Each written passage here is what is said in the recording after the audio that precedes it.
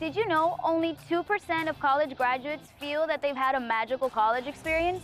At St. Thomas University, we see the magic happening every day. When your professor becomes your mentor and learning becomes your passion. When you join a student organization and meet your friends for life. When your classes and activities prepare you for the real world and a successful career. At STU, our students live the magic, and their college experience leads to limitless possibilities. Visit stu.edu today.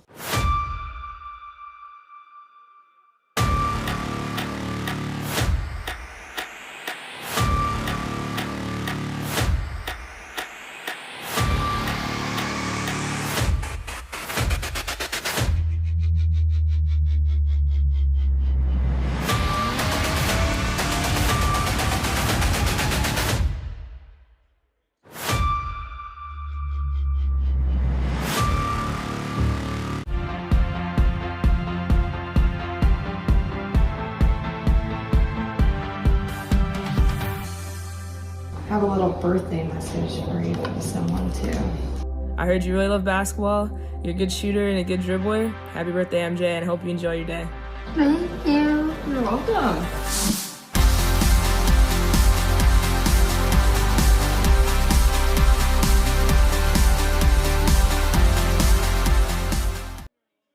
It's more than an education. It's more than a degree. William Penn University is alive with opportunity. Opportunity in a diverse student body. Opportunity in a staff that works with your budget. Opportunity in over 30 programs of study. Opportunity in a classroom where your voice is heard. Find your future and the opportunities waiting for you. Start your planning today at wmpenn.edu and see why William Penn University is alive with opportunity. You know, it's easy to get caught up in emotions around, oh, I feel good, or I feel like I'm getting better, or I feel like I'm getting worse. But having data, big data over a long stretch of time allows you to actually see your work come into fruition in the form of progress. It just allows you to create a better perspective over your progression. To ignore it entirely is doing yourself a disservice because it's a resource that's available to you.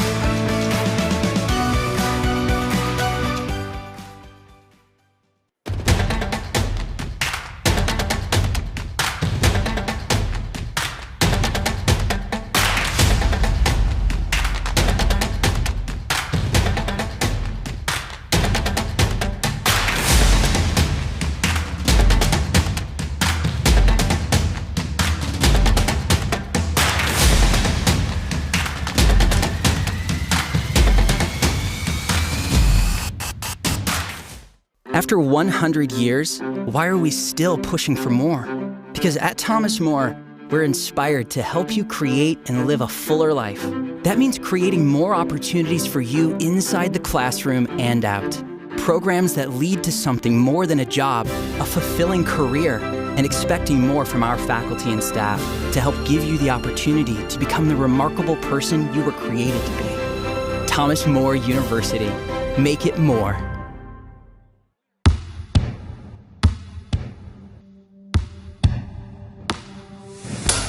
There's a beat in all of us. It drives us, it inspires us, and it pushes us through. It is there in preparation, it is there in battle, it is there in defeat and success. It's the engine, it's our guide. And this beat is my own. This beat is how I live. And this is how I hydrate. Body Armor Sport Water, hydration for athletes.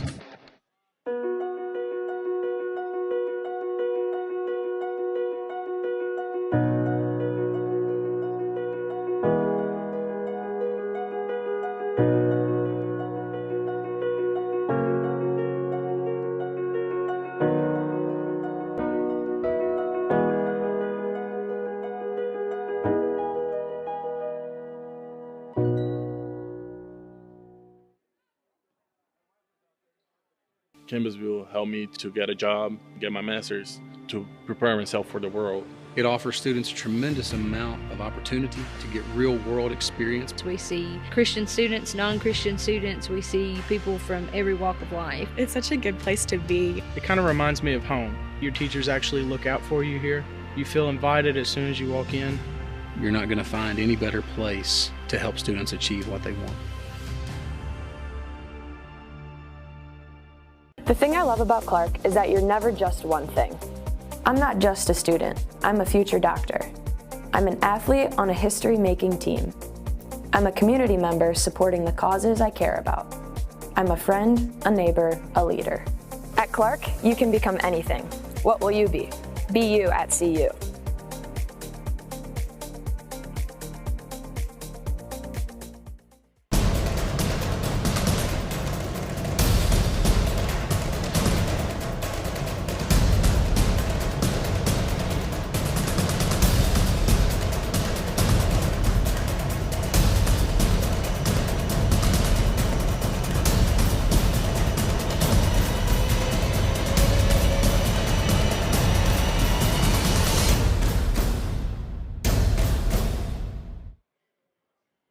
I've been thinking about this for a long time. I thought if that's out there, I want to make sure I see it and I get involved in it because to me, this was music to my ears. I was blown away.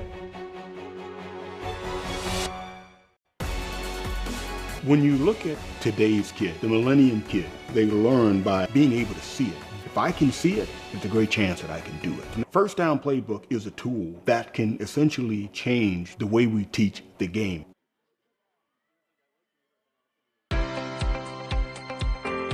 Hometown Ticketing makes it fast and easy to buy tickets on your school's website or in the new Hometown Fan app. It's simple. Just search for your school, buy your tickets, and they'll be right there in your account, ready to be scanned when you get to your event. Download the Hometown Fan app today.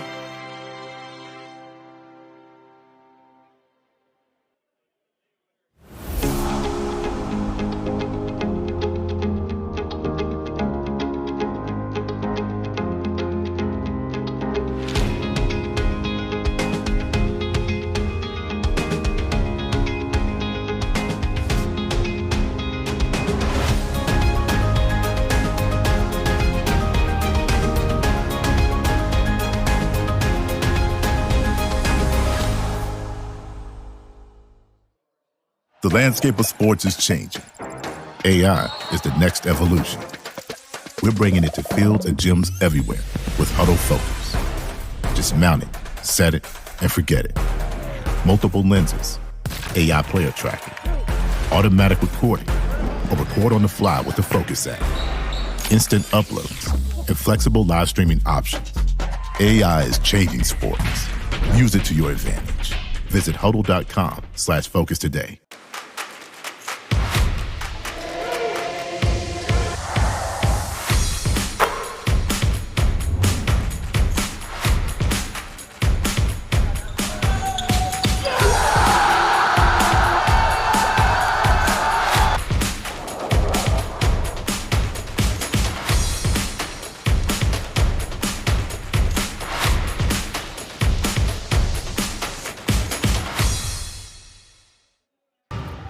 First time I picked up a Spartan TF ball, I knew it was built different. You know that feeling from that first moment on, it never leaves your hand.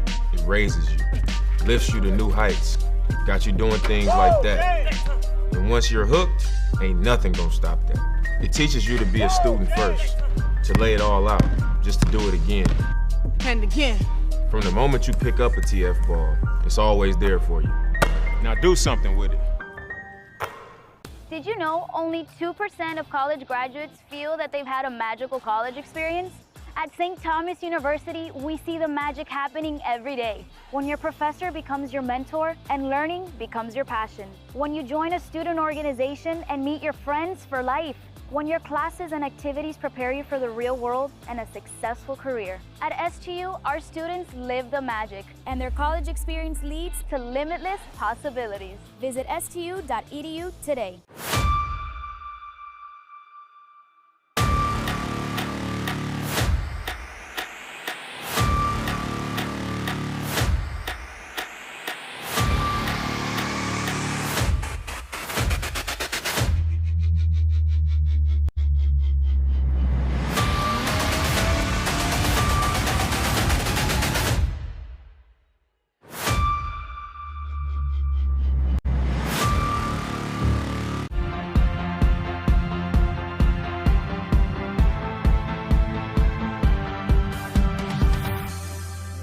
have a little birthday message for you from someone too. I heard you really love basketball.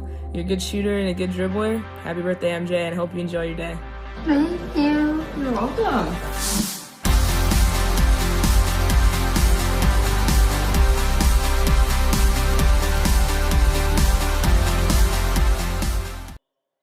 It's more than an education. It's more than a degree.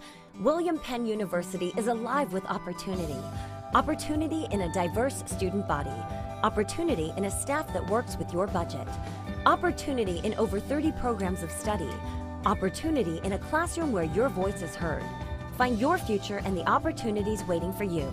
Start your planning today at wmpenn.edu and see why William Penn University is alive with opportunity. You know, it's easy to get caught up in emotions around, oh, I feel good, or I feel like I'm getting better, or I feel like I'm getting worse. But having data, big data over a long stretch of time allows you to actually see your work come into fruition in the form of progress. It just allows you to create a better perspective over your progression. To ignore it entirely is doing yourself a disservice because it's a resource that's available to you.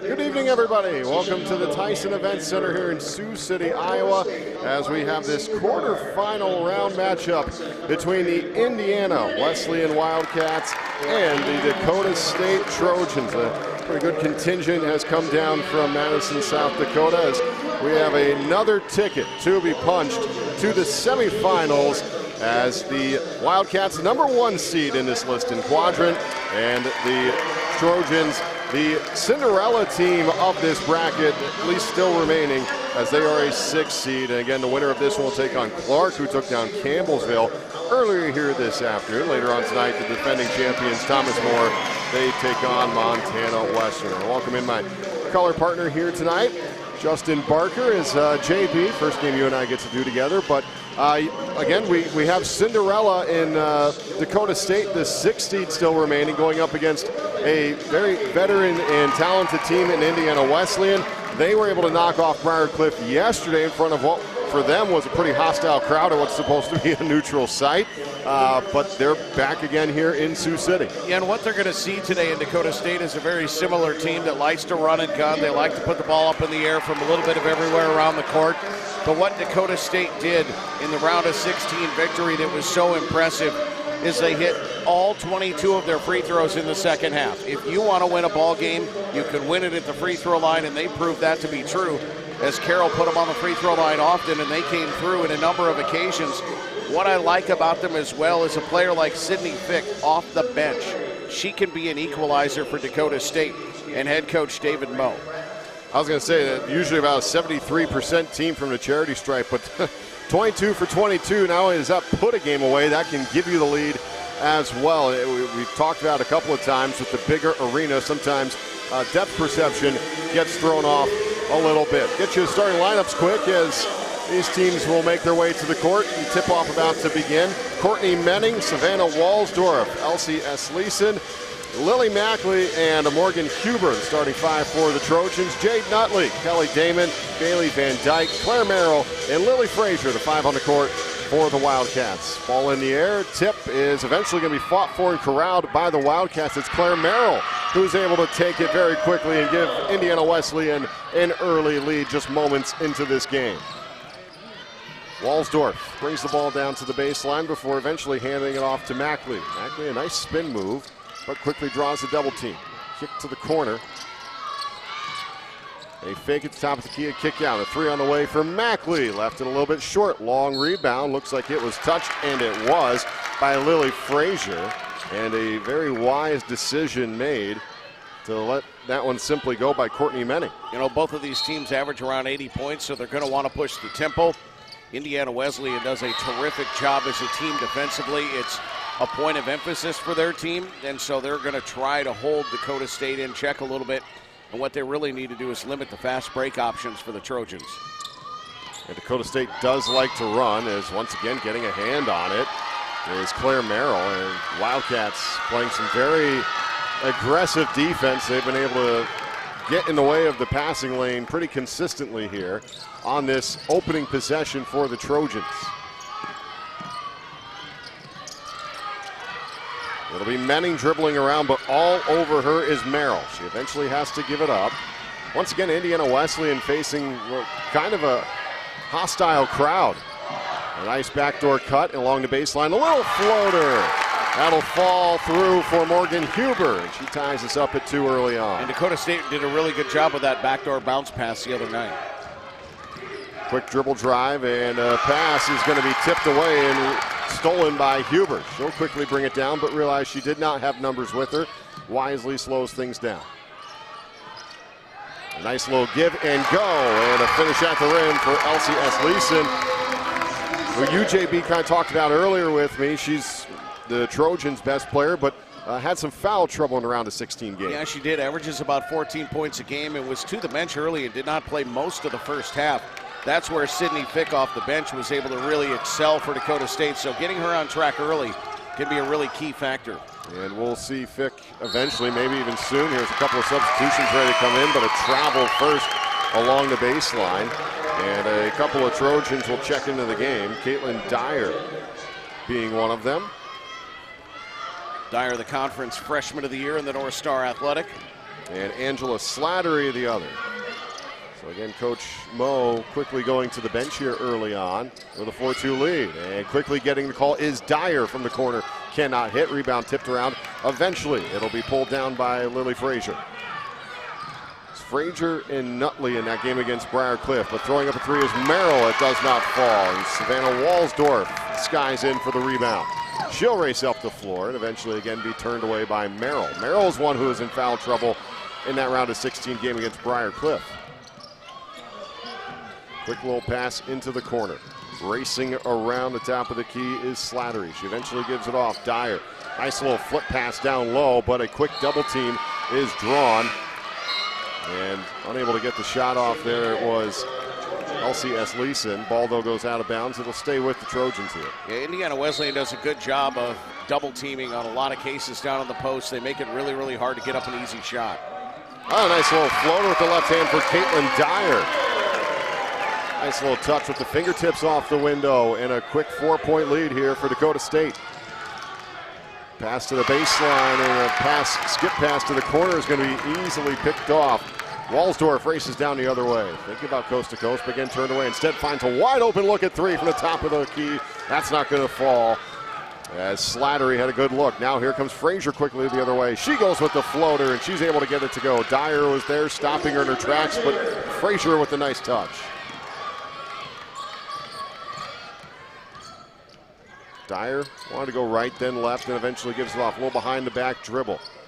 Dyer was open in the corner, and then we're going to get a 3 seconds called against the Trojans. Turnover sends the ball back to Indiana Wesleyan. I think what both coaches kind of made a point of emphasis about, we saw it early for both of these teams, is floaters in the paint. Just get it out of your hands and up and over the defense, and then crash the boards. Luckily for both teams, they've had good touch so far. Get our first look at Sadie Nee as she checks into the game here for the Wildcats. They're able to break the full court press pretty easily. Here's Van Dyke, dribbles with the left hand, kick to the corner. Nee will get a call from the corner. She cannot connect, and a rebound will be hauled in by Slattery. Quick pass up ahead to Dyer. Dyer at the elbow has to give it up, a wide open look and a deep three. It does not fall for Mackley. And it's the Wildcats and Nee who come away with the basketball. Nee will eventually give it up to the three-point line. Nutley, nice pass. Frazier from the corner. That will not fall as it hits the backboard first. And then a pass can be tipped away by Merrill and out through the sideline. And here come a slew of substitutions now from Ethan Whaley and the Wildcats. And what you're seeing right now, it's maybe okay right now that you're missing some of those opportunities, but as this game moves on, when you're able to get a stop on the other end, you have to start to convert, and neither team has been able to do that so far. We see Jordan Reed and Jade Hovey come into the ball game, as well as Maddie Lawrence. A trio of substitutions there. As another look at wide open look at three, and that one's going to hit for Slattery. And they will attempt to shoot themselves through any slump they might be having. And you said they shot the ball extremely well in that round of 16 win. You mentioned the free throw line. And we did see Indiana Wesleyan give up a slew of threes in the first half to Briar Cliff, but once the court flipped around in the second half game, Briar Cliff got pretty cold. As throwing up a shot with the right hand is Maddie Lawrence. It rims out, but she draws the whistle and goes to the line. Yeah, that'll go to Fick, unable to really control the defensive situation there. And again, Vic had a big game. She had 19. Off the bench, Off the too. bench. That's impressive. But to be a Cinderella as a 6 seed, you need performances like that. You got to have everybody. Right. You're not going to have your star player doing it every night for you, as Maddie Lawrence will hit the first one. And that's what they proved. They were able to do that. Walsdorf kind of did her thing. She's a very good, consistent scorer. But Fick just stepped up and took over that role. Lawrence trying to cut into a 4-point deficit, and does. It's a 3-point game. One possession as the Trojans now take over with the basketball. 3/4 press here for the Wildcats. We saw them in that against Briar Cliff as well. Pass trying to feed it down low. Ball rolling around on the ground. Fick can't hold on to it, and a steal for the Wildcats quickly coming the other way. Merrill will swing it around to Knee. Knee a dribble drive and a little underhand flip back out to Knee. Once again, dribble drive and another floater, and gets the friendly roll to go, and it's a 1-point game. Once again, the floater. Absolutely, that's what you got to do. You just got to let it leave your fingertips, and good things will happen as they foul up court. Down the far sideline, that's going to go against Knee on Mackley. Dyer checks out. Courtney Menning quickly back into the ball game. 4:53 left to play here in our opening quarter. And David Moe is not afraid to go deep into his bench, Connor. He'll bring ladies in throughout the night, go deeper and deeper a little bit every time. Backdoor cut along the baseline. And a nice feed to the corner, but an offensive foul is going to be called. And probably the right call. Trying to get out of her hand very quickly was Angela Slattery. She tried to get it to the corner as soon as it hit her hands, but unfortunately her momentum took her into a Wildcat. And that's going to bring the ball back to Indiana Wesleyan, trailing by just one. They can take the lead on this possession. Well, pass is going to be tipped away and taken away. Here's Huber on the breakaway, finishing with the right hand. Well, she atones for the charge, the play before. That's how you do it right there. Knee almost lost the basketball. Instead, able to find a wide open look for Reed, but she can't connect. And here come the Trojans, like you said, JB. Very quickly. That's what they like to do, and they want to score fast. And turn it back over. Yeah. But that's what they need to do. They're creating turnovers and not have a problem doing so with their defense. They've already turned Indiana Wesleyan over 4 times. They've just got to get some points off of those turnovers. So Mackley checks out. And into the game again is Asleason. And the Trojans will put on the same 3/4 court press. Now quickly to double team. Knee somehow able to find her way out of it. Coach Moe is asking for a shove, as is the couple of the fans that made the trip down from Madison, South Dakota. Knee once again tries to feed it with one hand, just a little slip pass along the baseline, but off the fingertips of Jordan Reed. And the Trojans force a turnover. Well, that's just a situation there where Knee has to keep her eyes on the target. She took her eyes away, and away went the pass. Sorry, the 10th turnover we've had of this game between the two teams combined. A 3-ball is going to be hoisted up by Menning. That rims out. And a rebound tussled for. Dropping to the floor to try to grab it is Mackley, but ends up instead in the hands of the Wildcats and Jade Hovey. Well, Hovey looked like maybe she had the backdoor cut, but instead Maddie Lawrence decides to just hand it off to Knee. Wildcats will run the offense with 15 on the shot clock. Hovey again with the ball. Loses her dribble. Trojan cannot get there first, though. Pass down low. Reed in the paint. Kick out. Wide open look at three on the way. That will rim out for Kelly Damon.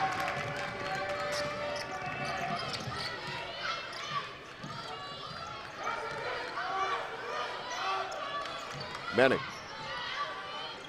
will hand it off, and a three is going to miss everything for Savannah Walsdorf. It went off Asleason last. She was a little surprised by it, but it did hit her in the shoulder, at least on the way I was watching it. Mr. Referee saw it the same way, so. It'll go back to the Wildcats. Both teams really struggling from deep. A combined 1 for 11 to start off this basketball game. It's a 3-point lead for Dakota State, 11-8. Under 3 minutes to play. Here's that double team along the timeline. It forces a turnover. And then almost a dribble off of the foot and a left-handed finish, and a tough one at that for Savannah Walsdorf. Trojans created chaos and they're able to get 2 points out of it. Well, in the middle of that, the defender fell, and she had to figure out a way to control the basketball and get over the defender. Nutley, her first shot attempt of the game along the baseline will not go. It left it a little bit short. Quick pass up ahead to Courtney Menning. Menning racing up the floor. A little jump pass to the corner for Dyer. A three for Asleason. That won't fall. Offensive board, though, tussled for along the baseline, out of bounds, off of Indiana Wesleyan. It stays with the Trojans. Yeah, Reed tried to save it in. He was a little too late. And you'll see both of these coaches that, you know, not while being super veteran head coaches at 5 and 6 seasons respectively, they will let their teams play through these things. A pass almost taken away by Frazier. Instead, it's Walsdorf who's able to hold on to it. Look for a backdoor cut for Dyer along the baseline. Kick to the corner. Trojans then will feed it into the post. Back out to the corner. Dyer, quick pass, nice look. Oh, and then ripped away. Lily Frazier with a fantastic defensive play. Just takes the ball out of Asleason's hands in the paint. What a turnover there for the Wildcats. Can they turn it into points? Frazier swings it over to Lawrence. Back to Lily Frazier. Down low. Good passing here from the Wildcats. Nutley's going to be blocked, though. That's Lisa.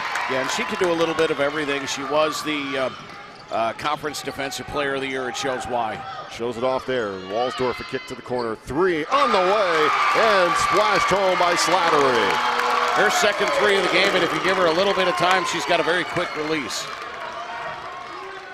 The Trojans have doubled the Wildcats early on here, and again, that press causing problems. Dyer just rips it away. Up ahead to Walsdorf, and another breakaway opportunity. A 10-point lead for the Trojans. Under a minute to go here in the first. Boy, this Dakota State defense is causing some problems, and wide open is Nutley. There the Wildcats are finally able to break through. Well, you just keep to it, you keep playing your game, you don't go out of system, and good things like that happen on the press break. Well, in Indiana Wesleyan, they've been to the Tyson Event Center, they've been in this spot, I mean, how many times? They don't panic. We saw that against Briar Cliff yesterday. As another three is a little bit too long, but a nice offensive rebound, and unable to finish with Slattery. Boy, she's not going to have an easier look at the basket than that, and she just could not put it home. Well, they don't panic, and Ethan Whaley knows that he's got the end of the quarter one possession away, so why take a timeout, let him play through it. The shot clock is off. The ball will go to Frazier's hands. Eventually gives it off to Lawrence. And Lawrence looking to try to get it to Damon. Damon eventually gets it, has to throw up a three with 3 seconds left and knocks it down. Standing in front of the Trojans bench, all right. Kelly Damon with an emphatic end to the opening period with a 3-ball for the Indiana Wesleyan Wildcats, and it cuts the deficit to 5. But the Trojans' defense and quick scoring able to build them a 5-point lead, 18-13 at the end of 1 here at the Tyson Event Center. After 100 years, why are we still pushing for more? Because at Thomas More, we're inspired to help you create and live a fuller life. That means creating more opportunities for you inside the classroom and out. Programs that lead to something more than a job, a fulfilling career, and expecting more from our faculty and staff to help give you the opportunity to become the remarkable person you were created to be. Thomas More University. Make it more.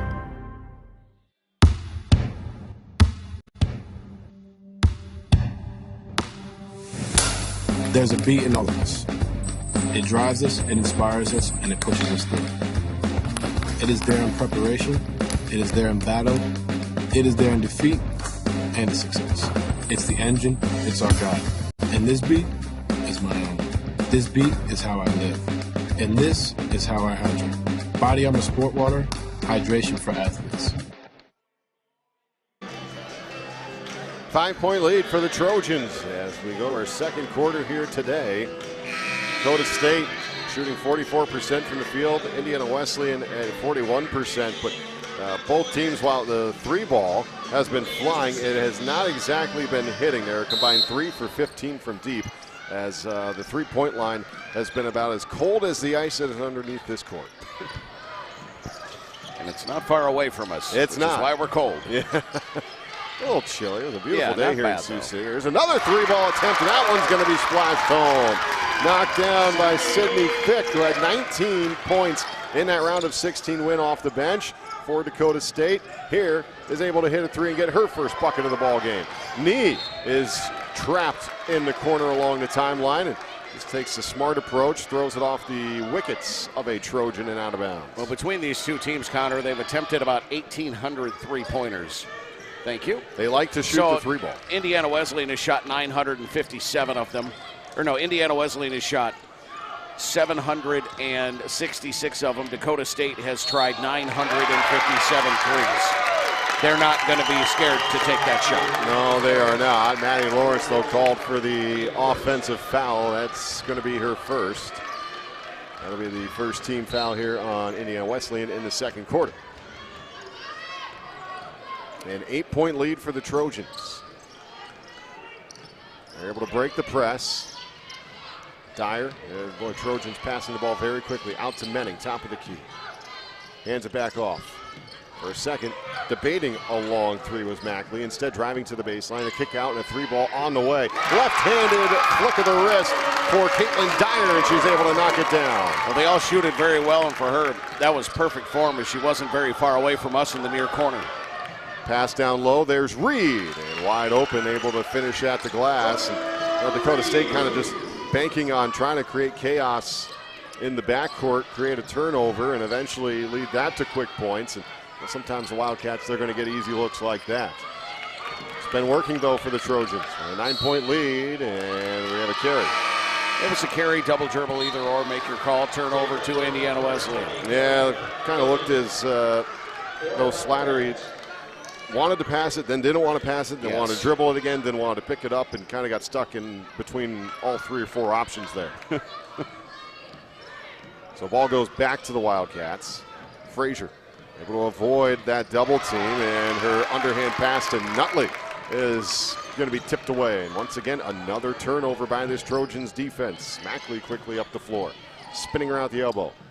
A kick to the corner to Menning. Back to Mackley. A drive, ran into a double team, and Jay Nutley forces a bad shot. And the rebound is going to fall into the hands of Indiana Wesleyan. Here's Merrill.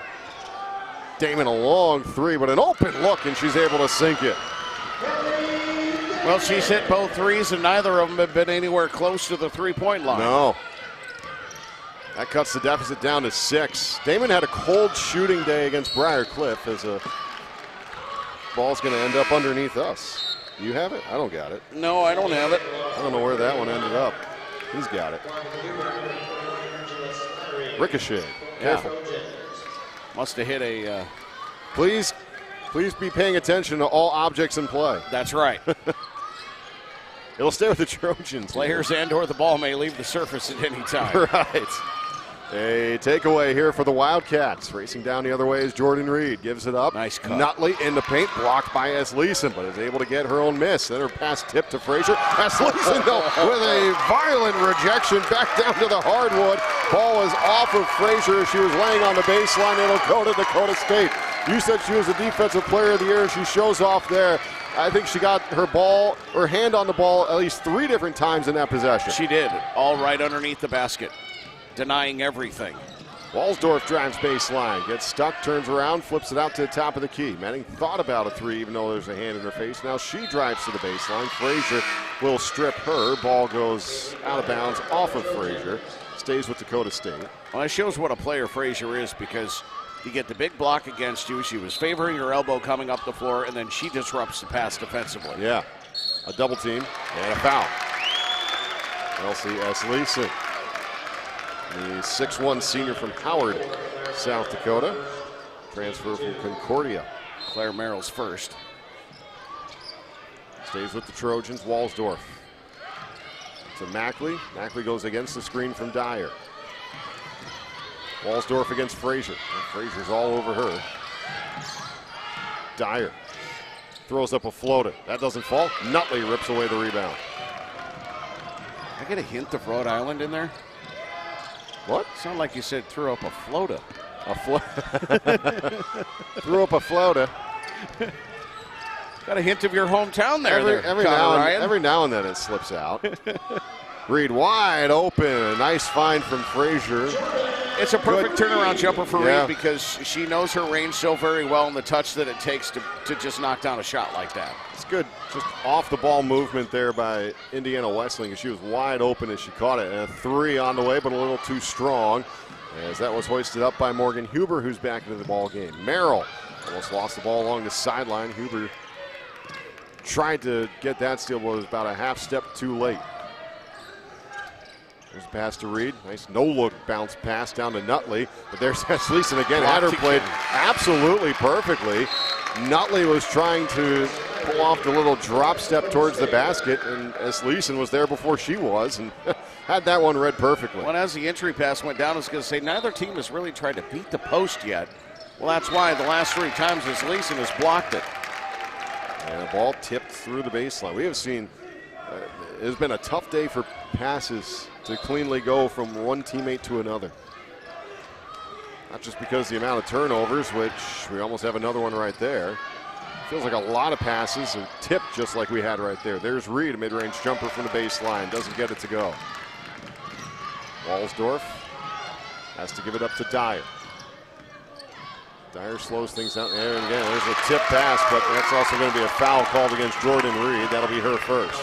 Yeah, just a little bit reckless defensively. Third team foul against Indiana Wesleyan. 4-point lead for the Trojans as we near the halfway point of this second quarter. 5:54 left to go until halftime. Walsdorf trying to get it to Dyer and does. Walsdorf eventually trying to get it towards the middle of the court. Esleeson against Nutley. It's been a good matchup so far. Using a screen, dribble drive with the left hand, trying to get around Nutley somehow and unable to do so. That'll be a shot clock violation. Did not draw iron at all. No. Ended up into the hands of Esleeson, but you're right, JB. It did not hit that little orange rim up there.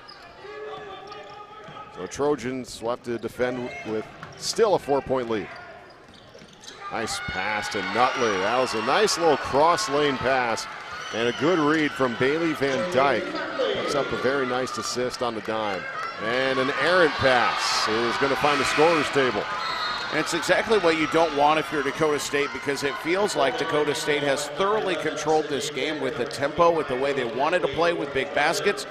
But you look up at the scoreboard and it's a 2-point game, and Indiana Wesleyan just kind of throwing their jabs and doing their thing to this point. Maybe letting Dakota State spell a little more energy than they want to.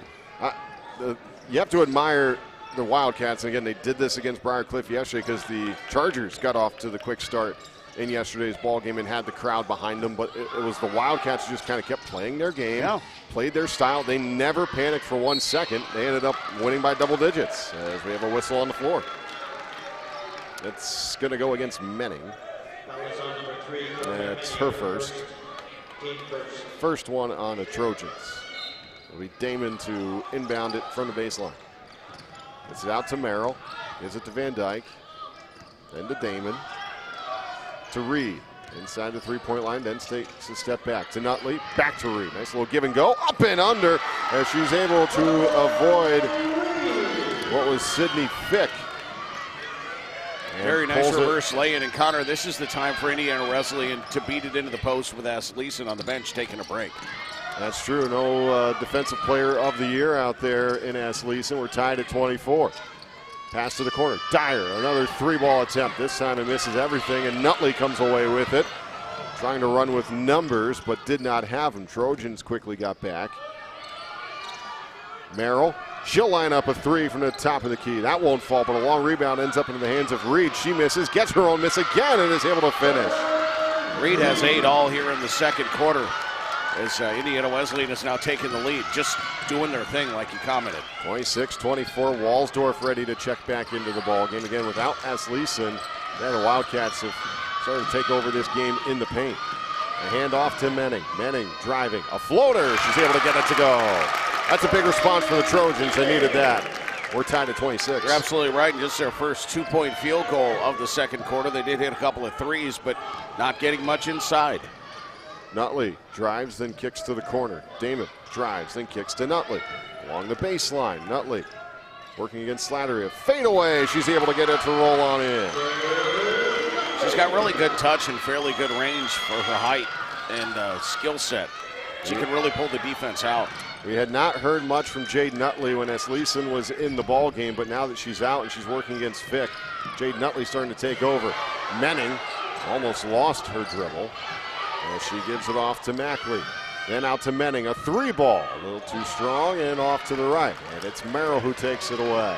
A 2-point lead for the Wildcats as they race the ball up the floor, and a timeout is going to be taken by Coach Whaley for Indiana Wesleyan. 2:39 left to play here in this first half. 28-26, the Wildcats on top. And again, we'll bring it back to like what we were talking about with yesterday, because that Briar Cliff game, JB, you were here, as the Chargers got off to the quick start.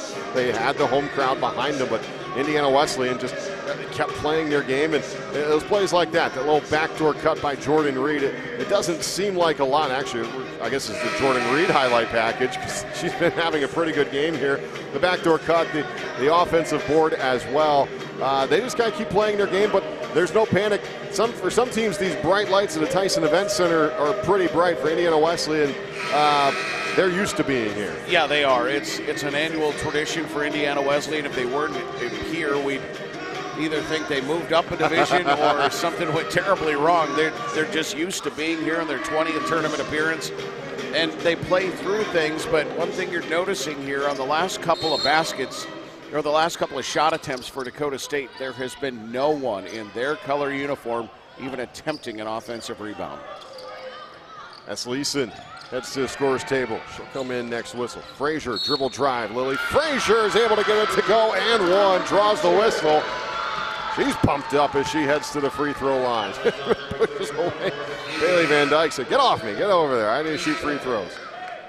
And here comes Asleason again, as well as Caitlin Dyer. And speaking of Jordan Reed, 8 points to lead all scorers so far in this one, and a 4-point lead for the Wildcats turns into 5.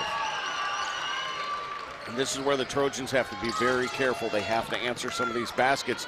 You can't let Indiana Wesleyan take the lead, just like they did against Briar Cliff. They just added on to it, and then the Chargers were just playing from behind. Dyer got stuck with a double team, but was able to get it out. Asleason simply just dropped the basketball. And here's Merrill the other way. A 5-point lead for the Wildcats against the 6-seed Trojans. Frazier, dribble drive, kick out. Van Dyke drives into the paint. She's turned away by Menning. Frazier will cross over to the right, spin to the left, in the paint. She's going to once again draw the whistle, the contact, and finish off the window. And another 3-point play opportunity here for Lily Frazier. A couple of strong takes to the cup. And Lily Frazier taking over the last couple of possessions here for Indiana Wesleyan. Well, she just kind of kept peeling back the defense layer by layer, and nobody really stood up with a serious attempt to stop her, so she just kept going. And once again, finishes off the 3-point play with the free throw. She now has 8 in the ball game. Asleason pushes across the timeline, eventually gives it to Walsdorf in the corner. Dyer dribbling to the left side, but she's going to be turned away. Nice job by Nutley. He was mismatched on speed there, but Nutley able to get the right angle on her. Kick to the corner. Dyer down low to Asleason, and she draws a crowd of white jerseys and also draws the whistle. She'll go to the line to shoot a couple. 4th team foul here on the Wildcats.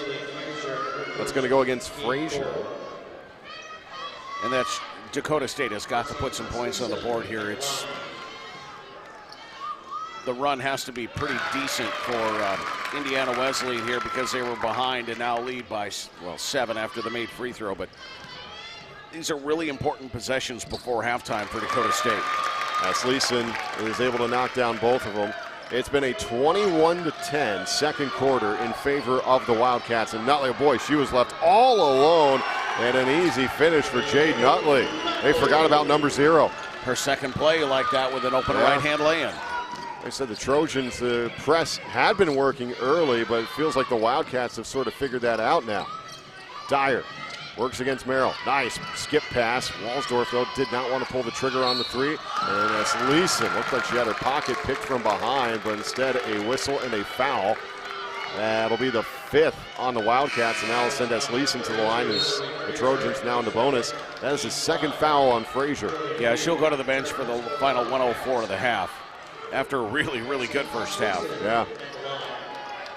8 points for Frazier. In fact, you have 3 different Wildcats now at 8 points apiece as Leeson is able to hit the first one. You got Nutley with 8, Frazier has 8, and then Jordan Reed has 8 off the bench. And as Leeson hits both of them. 6-point game with 64 seconds until halftime. Really important stop here for the Trojans to be made. Reed easily breaks the press all on her own. Now the Wildcats will take their time with under a minute to go. Damon, well, she thought about a 3. Nutley, skip pass. Zone defense here. Damon now pulls the trigger. A little too strong. Rebound's going to be ripped down by Mackley. Trojans quickly up the other way. Boy, Mackley threaded the needle. And then Walsdorf tried to thread the needle to S. Leeson, but she lost it on the ground. And a jump ball as Leeson was starting to rip the ball away from Merrill. Arrow pointing the way of Indiana Wesleyan. The Wildcats forced the turnover.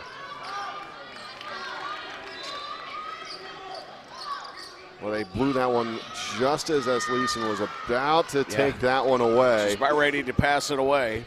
Actually, I think that was maybe Van Dyke who was wrestling with her for it. It was a great pass from Mackley to get the run started.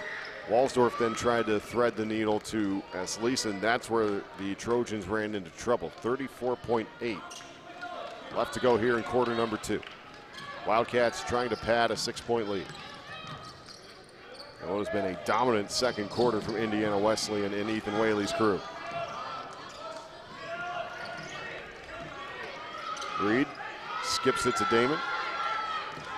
Damon out by the logo. Wouldn't be shocked if she could hit it from there. Now Merrill, 10 on the shot clock. Damon gets a screen from Nutley. Another long 3, but that won't connect. That's Leeson with the board. Under 10 seconds to play as the Trojans try to get the last shot off. 4 seconds, 3. Dyer, long 3. That misses the iron, hits the backboard, ends up in the hands of Damon. And it was a dominant second quarter, 23-12 in favor of the Indiana Wesleyan Wildcats that sees them go into the locker room with a 6-point lead, 36-30 as we reach halftime in this quarterfinal game between the 6-seed Trojans and the 1-seed Wildcats here in Sioux City at the Tyson Event Center.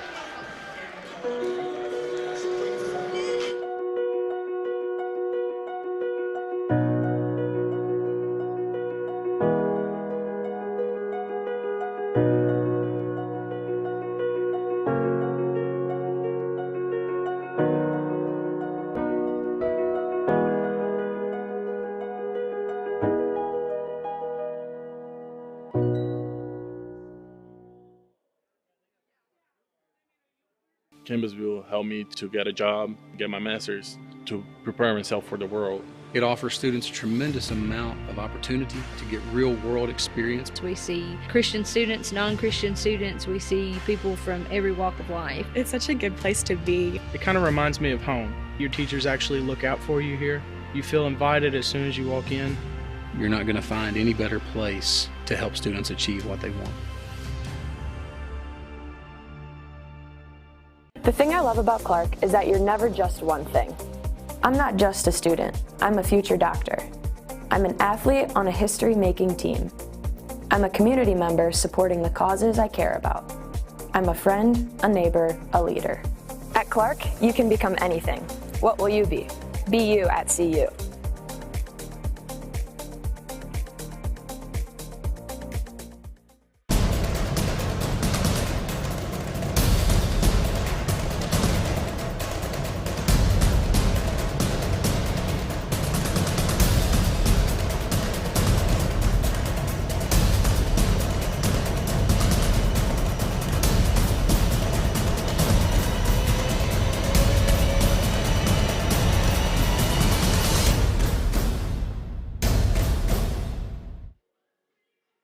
I've been thinking about this for a long time. I thought if that's out there, I want to make sure I see it and I get involved in it because to me, this was music to my ears. I was blown away. When you look at today's kid, the millennium kid, they learn by being able to see it. If I can see it, it's a great chance that I can do it. The First Down Playbook is a tool that can essentially change the way we teach the game.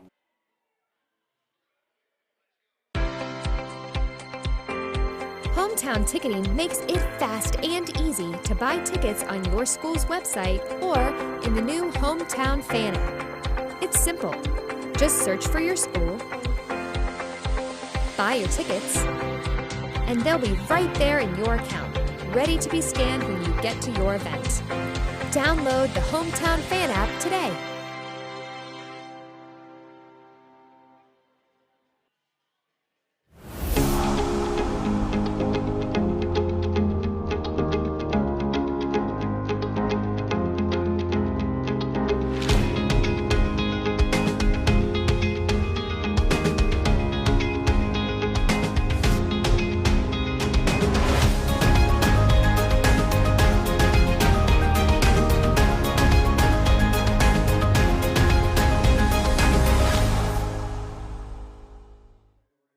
The landscape of sports is changing. AI is the next evolution. We're bringing it to fields and gyms everywhere with Huddle Focus. Just mount it, set it, and forget it. Multiple lenses, AI player tracking, automatic recording, or record on the fly with the Focus app. Instant uploads and flexible live streaming options. AI is changing sports. Use it to your advantage. Visit huddle.com/focus today.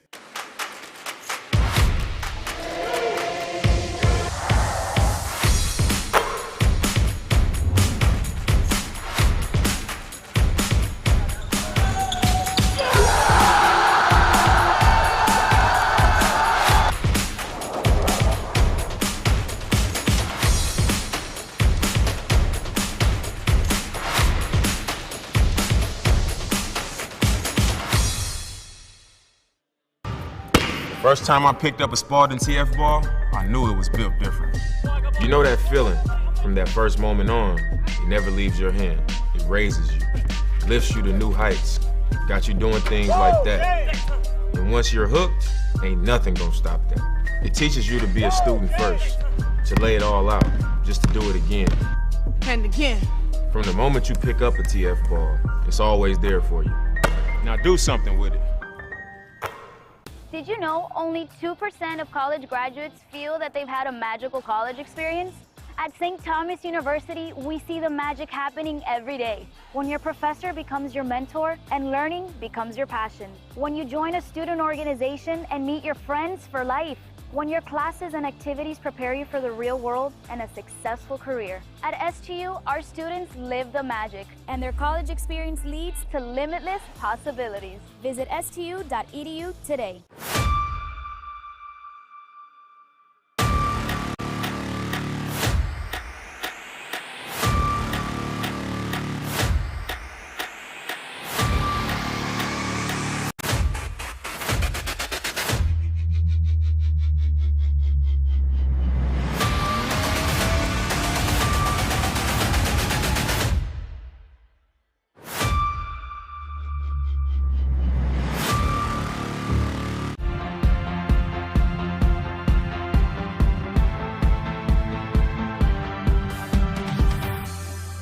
I have a little birthday message for you from someone too.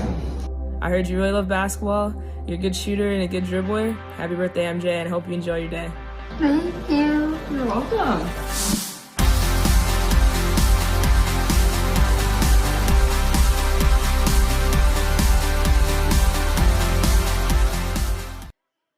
It's more than an education. It's more than a degree. William Penn University is alive with opportunity. Opportunity in a diverse student body. Opportunity in a staff that works with your budget. Opportunity in over 30 programs of study. Opportunity in a classroom where your voice is heard. Find your future and the opportunities waiting for you. Start your planning today at wmpenn.edu and see why William Penn University is alive with opportunity.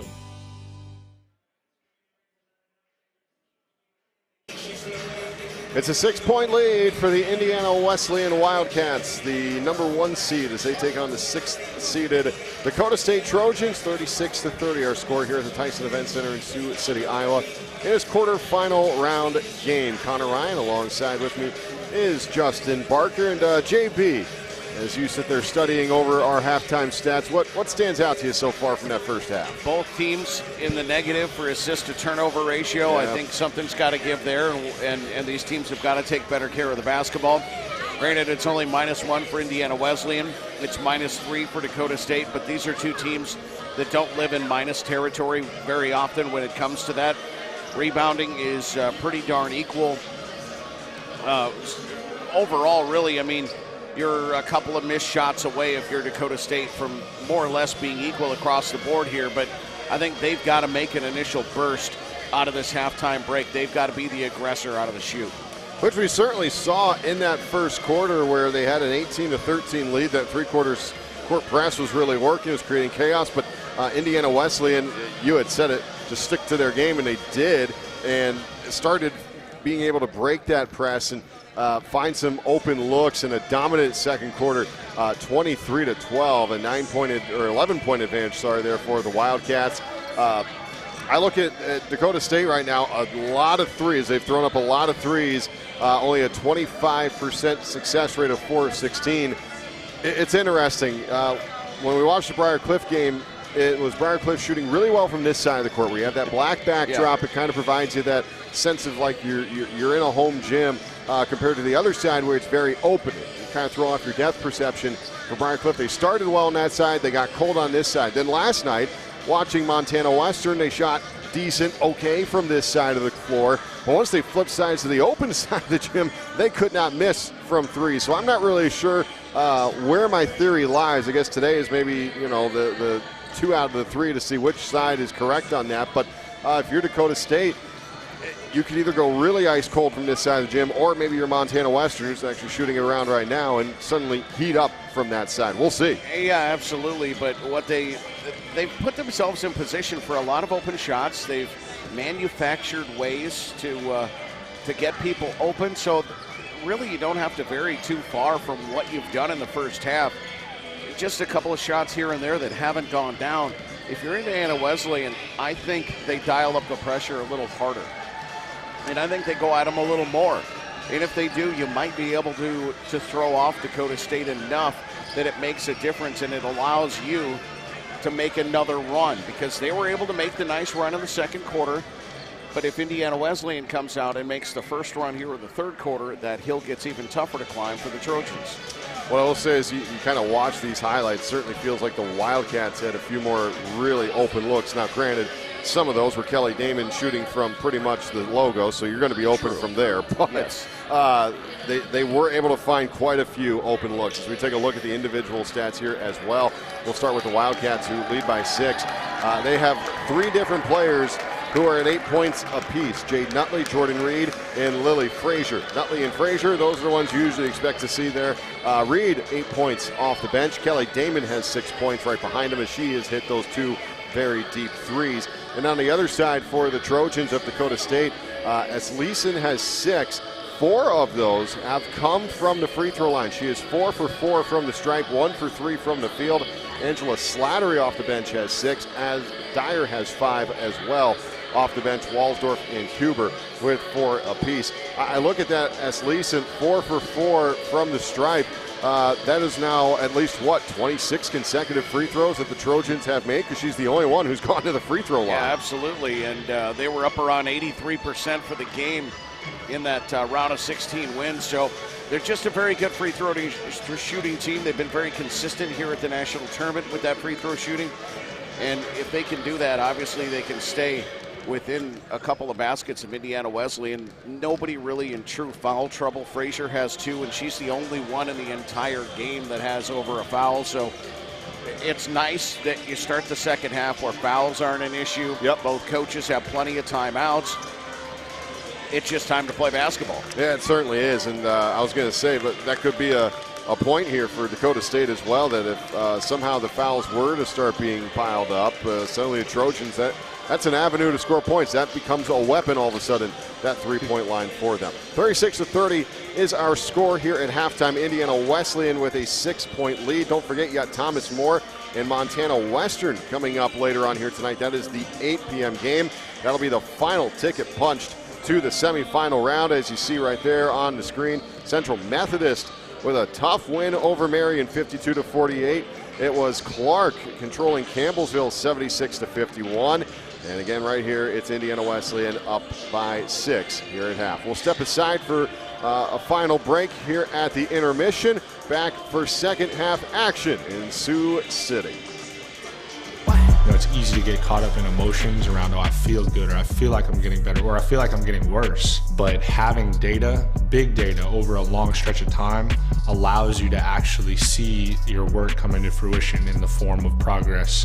It just allows you to create a better perspective over your progression. To ignore it entirely is doing yourself a disservice because it's a resource that's available to you.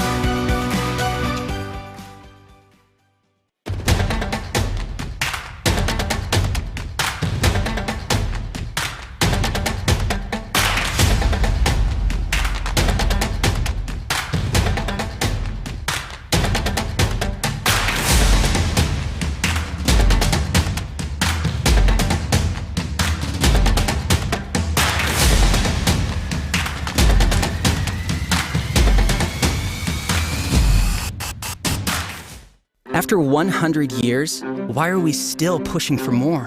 Because at Thomas More, we're inspired to help you create and live a fuller life. That means creating more opportunities for you inside the classroom and out. Programs that lead to something more than a job, a fulfilling career, and expecting more from our faculty and staff to help give you the opportunity to become the remarkable person you were created to be. Thomas More University. Make it more.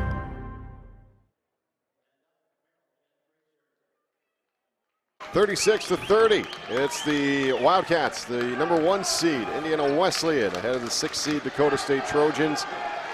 As we are about to begin the second half here, teams will flip sides. It'll be the Trojans who start with the basketball. And again, they'll be shooting now to the open side of the gym. See if that becomes a factor at all or not. I saw at least in one game, JB. I don't know if you've seen it throughout this tournament. I think it's at least worth mentioning. I haven't paid as much attention to it as you have, I'll freely admit. A lot of the games that we've had so far have been even at halftime and then have been real close down to the end. So I haven't seen a huge difference in it in certain cases. Well, we get our first look at it, and it's Dyer who knocks down a 3 from the open side of the gym. Or Menning, pardon me. Yeah, you're right, Menning. Menning knocks down the 3, and the Trojans able to cut the deficit in half with 1 shot. Van Dyke drives into the paint, has to give it up to Nutley. Nutley with a little fadeaway floater in the lane, and she's going to draw a whistle as a hand got a piece of her wrist. She'll go to the line for a pair. And you see the first shot that she takes in the second half with Asleason in the game is well away from the basket, kind of fading away. You're exactly right. As Nutley hits the first one, she kind of took over that back end of the second quarter there with Asleason on the bench. And now Asleason back in to face off against Nutley. It has been a fun matchup as she hits both of them here. Menning hit the 3 just a few moments ago. And Asleason able to break the small press against a Menning. Fakes a 3, now drives, and a floater from the block doesn't go. Nutley will pull down the rebound. 5-point lead for the Wildcats. They just get started here in the third quarter. Another ticket to be punched to the semifinal round. Merrill thought about pulling the trigger, then thought about passing. The double team came. Frazier drives in and uses the window for two. She's just picking up where she left off after a really strong second quarter where she scored 6 on a couple of three-point plays. Frazier and Nutley now in double digits. That's not a surprise, however. No. Merrill cutting off Walsdorf, and Walsdorf is going to draw the whistle. She'll go to the line. This will be the first Trojan to attempt a free throw here tonight that is not named Elsie Asleason. Walsdorf from Kiel, Wisconsin, a 6-foot junior. On number 14. I'll be honest, I'm not 100% sure where Kiel is. Ooh, I am not either. First miss of the day for Dakota State. First miss for the Trojans since the first half in a round of 16 game. That was, I believe, yesterday. Yep, it was. Yesterday got it all cleared up, the foul to Merrill. Sorry, Connor. Okay, so the foul went to Merrill. There we go. Walsdorf then hits the second one. Again, they were, what's the number again, 22 for 22? Yes. Yeah, so yesterday in the second free half. throw winning streak. My goodness gracious. Well, now that's all falling apart because, I mean, now they're, 27 for 28. That's a horrible number. And a trap along the sideline and a turnover. Here comes Menning the other way. She'll hand it off. Walsdorf back to Menning. Menning will line up another three. Left it short as Leeson is going to get the miss. A whistle, but it's going to be on the floor. As Leeson tried to put the ball back up quickly. Ended up going in along with the whistle, but they're going to call foul. It's going to be on Frazier. Yeah, that's a big one. That is her third. That's her big one. We just talked about how no one was really in foul trouble. Dyer back into the game, but now Frazier's got three. It's Leeson, a nice slippery move as she gets around Nutley along the baseline. That's what she wants to do. She's got the quicker first step and can get to the hole, so she can use that to her advantage. 4-point game. Damon has the sky to get that pass, yank it down from Frazier. Still in the game with those three fouls. Merrill to Van Dyke. Van Dyke drives with the left hand and gets stopped. The pass can be tipped away. And it's Walsdorf who creates the steal and the turnover. Now she's working against Nutley. She tries to go coast to coast, gets the friendly roll. Kind of stood up there for a second on the rim before deciding it was going to roll through, and the lead is cut to 2. Gravity. It's a heck of a thing. Frazier. She gets stopped, but then a nice feed of Damon. That's going to be a long two. And Kelly Damon is able to knock it down. See, and that's what they do. They calmly have an answer for so many things. They're very businesslike. I mean, they just go about it. They play their game and they don't really worry about it's almost as if the scoreboard doesn't exist to them. Walsdorf in the corner. Able to get out of trouble as the Trojans swing it around. Down low as Leeson against Nutley.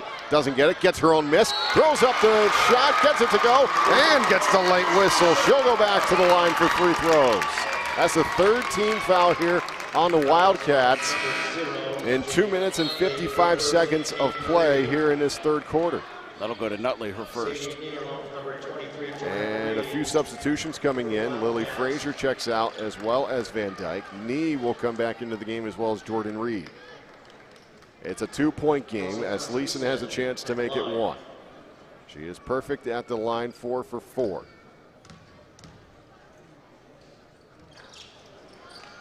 I didn't say it. You said it. Not this time. Here's Reed.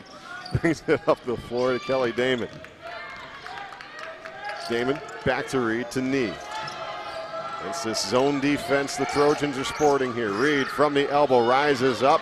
Missed as that was some good covering defense, some help defense there from Dyer. Got a hand in the way. We saw that play earlier. Reed was able to knock down a wide open shot. This time the Trojans a little more wise to that move. And just short-armed it out of bounds. So a 2-point game, a chance for Dakota State to tie or take the lead on this possession. Dyer able to push it across the timeline. Swing it around to Slattery. Slattery back to Dyer in the corner. Slattery, a drive as she found a seam, kick to the corner, a 3-ball on the way, too strong. Knee comes down with the board. Unable to knock that one down was Huber. Nutley. For a second, Reed was open, but a good job by Savannah Walsdorf. She was just able to close that passing lane with a fingertip. Yeah, she was trying to force that pass. A bounce pass would have got it right there, though. Mackley will check in here for the Trojans, as well as Courtney Menning again. Nutley gets the inbound, hands it off to Knee. Knee finds Reed, swings it out. Merrill, long three, straight away, knocks it down. As you said, they just, okay. Yeah. Trojans are getting close. We'll just hit a big three and go defend. There was that pass. Reed caught it at the elbow, and we've talked about that play. Been open a couple of times there. She just kicked it out to the open look, and from the corner, a shot will not fall for Slattery. A 5-point game, and the Wildcats with the advantage and possession of the basketball. Nutley waiting for the play to develop, a double screen, but able to sneak through it is Slattery, and then she hounds Merrill in the corner. Reed at the block, in the low post, a fadeaway jumper, nothing but net. Boy, just very calmly, and Reed, a nice shot. An absolutely beautiful touch on it. Quickly down the floor the other way, it is Huber who can't hit with the up and under. Here come the Wildcats, they lead by 7. Knee. Lost her dribble, turns around, has to give it back up to Reed. Around to Merrill. There's Reed at the free throw line, then goes down low to Nutley. A whistle on the floor. 47-40. Fix second. We're halfway through this third quarter. But as you kind of feel the Trojans pressing right now, for as much as they seem to be pressing, Indiana Wesleyan seems to be just kind of easing their foot on the gas, maybe accelerating a little here and there, but not changing their momentum a whole lot, just kind of falling within their plays and doing what they need to do. Maddie Lawrence, who's checked back into the game. Got the inbounds pass. Reed, another fadeaway. A rebound tipped around. Knee is able to come down with it. Gives it up. Damon, another look at three. She can't hit. Off back iron. Merrill tracks down the loose board. And she's going to draw a foul on the far sideline against Menning. That'll be her second. And you got to like the way that Indiana Wesleyan plays. They bring the ball up the same every time. They start the process, they get their players involved, they look for an open shot. It's just a very efficient way of basketball. 47-40, Wildcats on top. A long possession here. Reed against Dyer, and she has the ball stripped away. Here's Walsdorf, trying to navigate through traffic and hold on to the basketball, eventually gets it to Mackley. Mackley, a kick. Menning, another look at three, and that doesn't connect. Mackley's been held scoreless tonight. She was in double figures in the round of 16 win. Certainly something Ethan Whaley and his coaching staff have keyed in on, a part of the game plan. Reed at that free throw line, but quickly covered by Mackley. Knee drives, kicks out. Merrill to Damon. Someone was already on Damon though. Back to Merrill. Thought about the three. Fakes, then drives, gives it up. Reed at the free throw line. Doesn't get the friendly bounce, but she does get clipped on the shot, so she goes to the line to shoot two. I think we're credited even for getting the shot away. That's a third to Menning. So Menning, her third, fourth team foul, 2 on the Trojans. And after Indiana Wesleyan picked up 3 very quick fouls to start off this quarter, they're still sitting at 3 team fouls. That was in the first 2 minutes and 55 seconds. We're now at 3:43 here in the third. And Reed is able to knock down her first free throw attempt of the evening. She's got 11. Very balanced scoring here for the Wildcats too. Everybody can do a little bit of everything, as Reed can't hit the second one.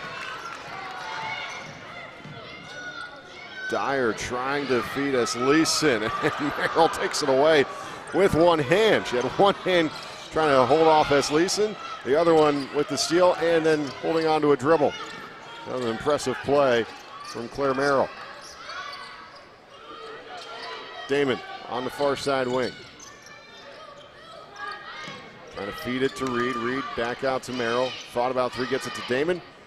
Quick trigger, step back three on the way. That doesn't fall. And Mackley with the rebound for the Trojans. They trail by 8. 3 and counting. Walsdorf, a three. That won't connect. Esleason, though, gets the rebound over Lawrence. Kicks it out, corner. Dyer thought about the three, doesn't go. Instead, nice dribble drive, but she hits the bottom of the cup. Here's Reed, doesn't have numbers. Still able to split through it. Esleason, another block. That is her 5th of the game. It's got to be number 5. She just tracks the ball so very well and does a wonderful job of going straight up and then swats it. Almost turns her body away, but it's still violent enough to make sure that ball does not go anywhere near the hoop. Esleason keeps it in 8-point deficit for Dakota State. Nee will throw up a three to try to make an 11-point game. Can't hit, and a whistle on the rebound. It's going to go against the Wildcats. But that's going to be against Lawrence. That'll be her second. As the 4th team foul now here on the Wildcats. Under 3 to go in this 3rd quarter. 48-40 our score. A low-scoring 3rd quarter. The Wildcats lead 12-10. Yeah, they're okay with that. Yeah. Honestly, that's probably playing their game, just slowing things down, playing a good defensive ball game. And a 3-ball will be knocked down. Angela Slattery. Her third 3 of the game, and they seem to come at very big times. They sure do, and it gets the crowd behind us who made the trip from Madison, South Dakota on their feet. A timeout taken, and we'll take one as well. 48-43. The Wildcats on top of the Trojans here in Sioux City, Iowa.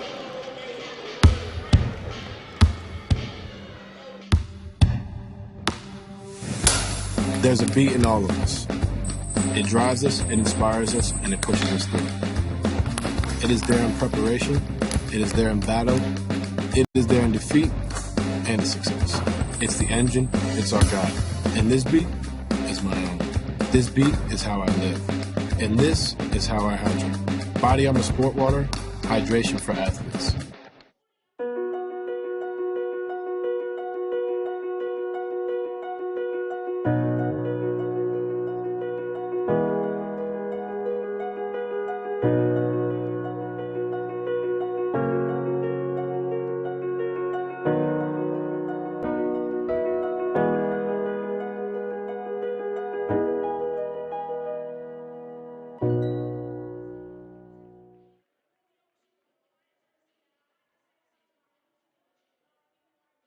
Left here in the 3rd.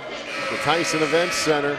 The 1-seed Wildcats had the 6th-seed Trojans by 5, 48-43. Angela Slattery sent us into that timeout with this 3 right here. Nothing but net. Nice feed into the corner. Yeah, I was going to say very good rotation, and an extra pass gets an open shot. Sometimes you have to pass them a good shot to have a great one, and it worked out in their favor that time. Nee drawing almost looks like a triple team. Eventually able to get it to Van Dyke. Now the Wildcats are just working around. Trying to find Damon. Pass tipped up in the air.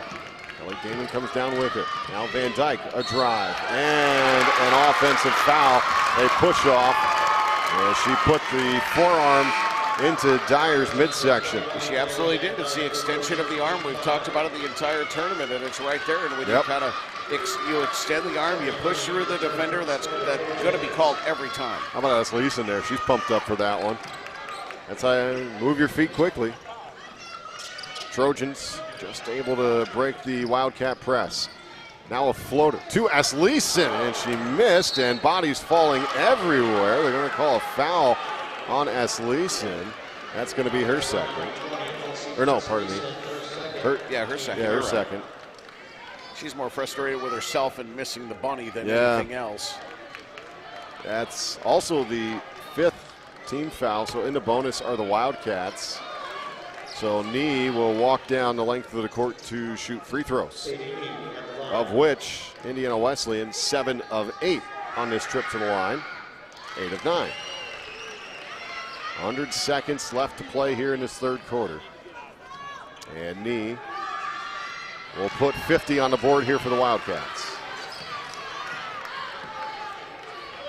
It's again that press here for the Wildcats, but Trojans just passing it back and forth, able to eventually break it. Wallsdorf, a nice spin. Finds S. Leeson. S. Leeson, with Lawrence draped all over her, is able to finish for 2. Yeah, 6-point third quarter for her, 12 overall of the night. That's her shot every time. 5-point game. Long pass into the corner. Reed, skip pass, knee, a look at 3. Left it short, S. Leeson the board.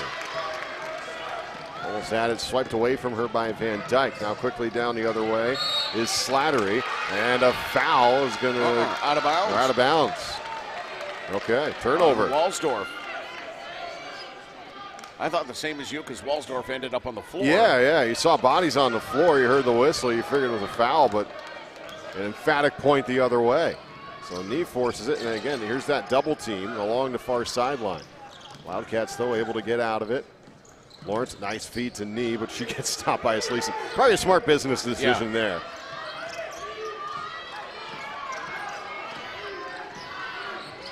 Under 10 on the shot clock. Knee goes all the way around the world. Damon then finds an open look from the corner somehow. Oh, what a pass from Knee. She is a fantastic passer. Wallsdorf had the board, almost lost it. Some mass confusion all of a sudden. Another pass back. And a dribble drive for Slattery, gives it up. Here's Menning to the block. Menning, skip pass across to Wallsdorf. She drives baseline.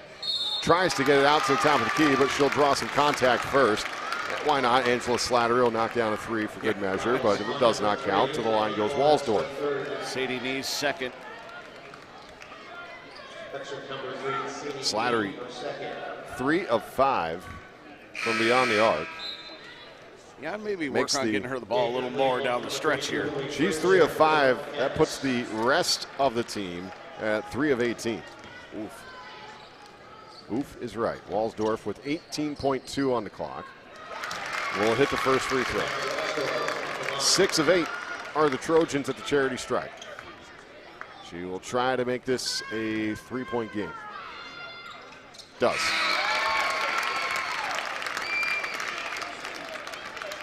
Nine now for Wallsdorf. Another very good game for her. 4 points, 2 assists. There are 4 rebounds, 2 assists. She just kind of does her thing and eats some stats. Lily Frazier back into the game with 3 fouls. Shot clock turned off. 10 on the game clock now. Reed pulls up, can't hit. 6 to go. If the Trojans can move fast, they might get a good look.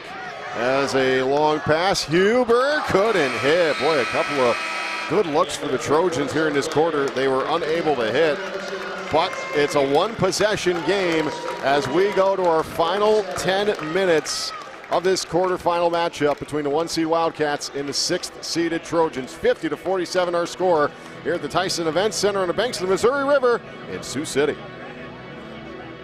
Campus will help me to get a job, get my master's, to prepare myself for the world. It offers students a tremendous amount of opportunity to get real-world experience. We see Christian students, non-Christian students. We see people from every walk of life. It's such a good place to be. It kind of reminds me of home. Your teachers actually look out for you here. You feel invited as soon as you walk in. You're not going to find any better place to help students achieve what they want.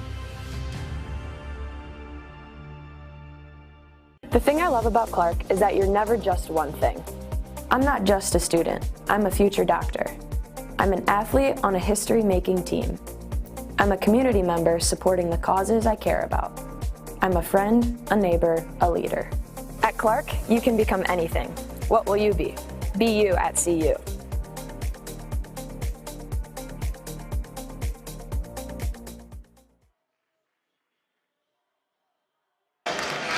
Here we go to our final quarter. The Cinderella Trojans have been living on a prayer. I see what you did there. Hey! And the strong contingent behind us who made the 2-hour drive south from Madison, South Dakota. Trying to will their team on to a date in the semifinal round. That would be on Friday night. Damon able to find Reed with the Wildcats who have been here before. And a foul. That's going to be on Fick. Yeah, going for the steal, just got overly aggressive. That is 3 by my count.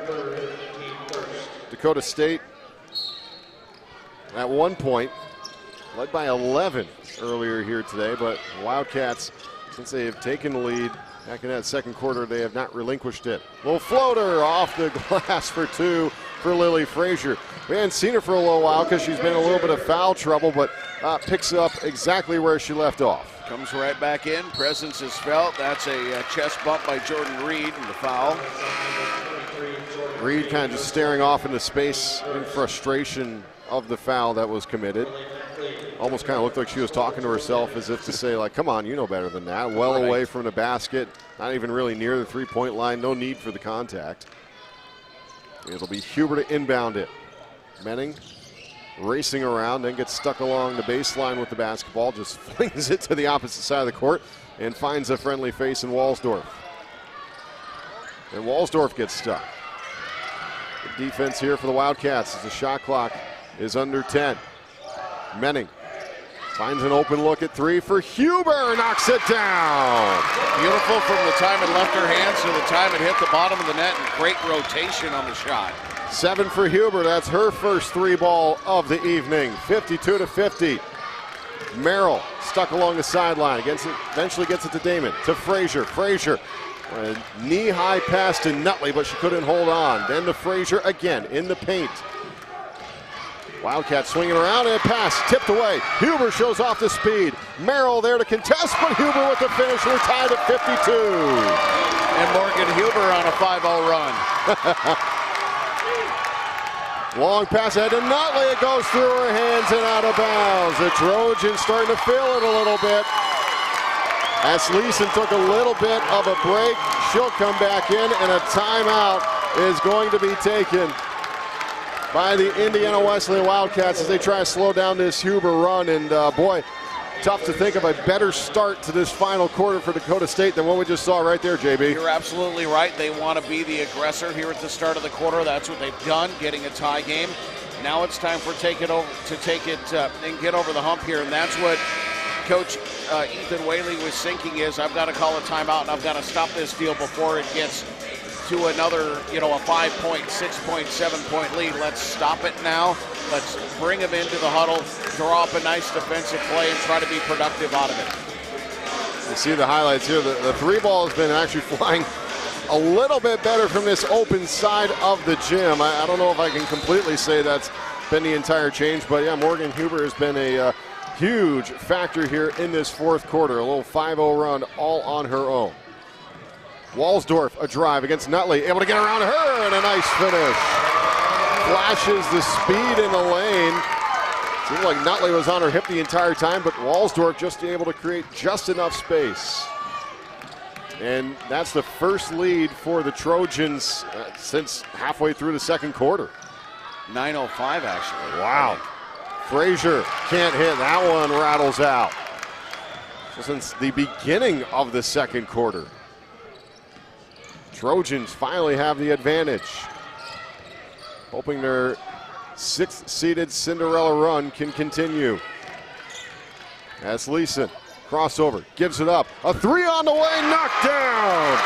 Lily Mackley, Stillwater, Minnesota, stand up. It is a 5-point lead for the Trojans.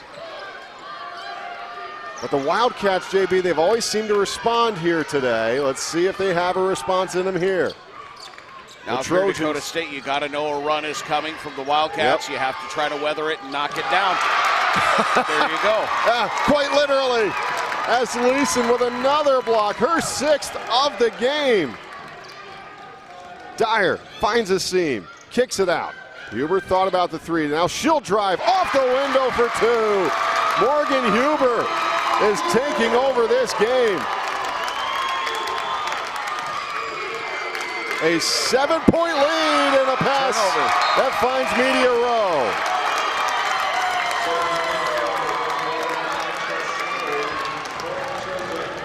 A little surprised that he's not calling a timeout here, Coach Whaley, but I was surprised when he didn't early in the ball game, and they played through it and played back. So he knows his team better than anybody else. He's got his hands in his pockets. One of his assistants, I think, just said something to him. He just nodded calmly, like, "Okay, got it." I mean, That's Wildcat basketball, though. They don't panic. They're down by 7, pardon me, and they get a steal. They get a steal and a turnover. They know they'll answer back at some point. Reed looking for someone. Finally finds Nutley in the corner to Frazier. A little bunny jumper in the paint. Frazier's finally able to put an end to the run and makes it a 5-point game. And when you needed a bucket, turn to Lily Frazier. She's got 14. Yeah, she's played really well tonight. A kick to the corner. A three, a little too strong. Who's it off of? It's off of Nutley. It'll be Trojan basketball still. Fick in for S. Leeson. So as Leeson heads to the bench real quick, 5:54 left to play. Over 4 minutes gone here in this final quarter. Oh, a dangerous pass. Menning somehow comes down with it. Walsdorf. I don't even know if she was looking at the hoop when she let that one go, but somehow it finds a home. Up and over her shoulder, and it finds its way in. 61-54. Nutley, saves that one by just tapping it back in along this near sideline. And a timeout. There's your timeout for Coach Whaley as he wants to talk things over. A 14-4 fourth quarter here for the Trojans, and they have a 61-54 lead, a 7-point advantage with 5:34 left to play in this quarterfinal matchup. We'll take a timeout as well here from Sioux City.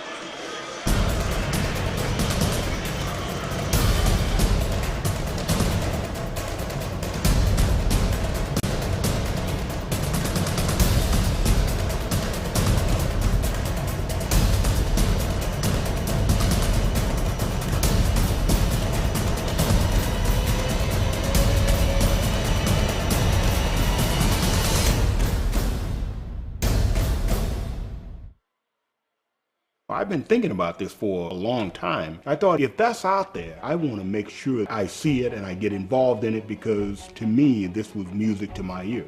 I was blown away. When you look at today's kid, the millennium kid, they learn by being able to see it. If I can see it, it's a great chance that I can do it. The First Down Playbook is a tool that can essentially change the way we teach the game. And the Morgan Huber show here in the fourth quarter start things off. And this is pretty much the Morgan Huber highlight package I think we're showing here because she has been the main catalyst of this 14-4 fourth quarter so far for Dakota State. She's got half of their points here in the fourth quarter. Wildcats out of the timeout. See what Coach Whaley drew up. Damon gets to Frazier inside the free throw line. Down to Reed. Reed can't get the finish, but a whistle, a late one at that. Late whistle. Second team foul here on the Trojans. That's against Slattery. Her second. Nobody really in foul trouble. No.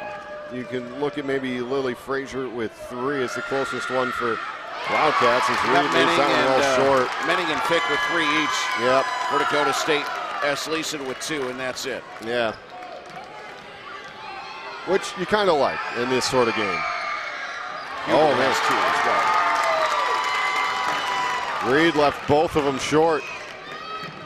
Menning races down the floor. Trojans trying to add to a 7-point lead as we near the halfway point of the fourth. And a turnover along the baseline. Damon takes it away. Up ahead to Merrill. To Frazier. Frazier again tries to go for just that low pass. She gets it and is able to finish and gets the whistle. And Lily Frazier, I'm pretty sure that's her 3rd and 1 of this game. You're right. She keeps trying that little underhand pass, and Dakota State has done a great job of simply just swatting that away or getting a hand on it. That one went right back to her, and then she goes for the tough finish. And again, for a 3rd time, is able to hit the and 1. That's a big play. 17. 9 the old-fashioned way. Yeah. She's been tough in the paint. Slattery drives, kick out to Dyer. She didn't try to pull up from 3. Dyer then trying to look back for Slattery in that corner. And she'll draw a whistle as the ball is stripped away from her.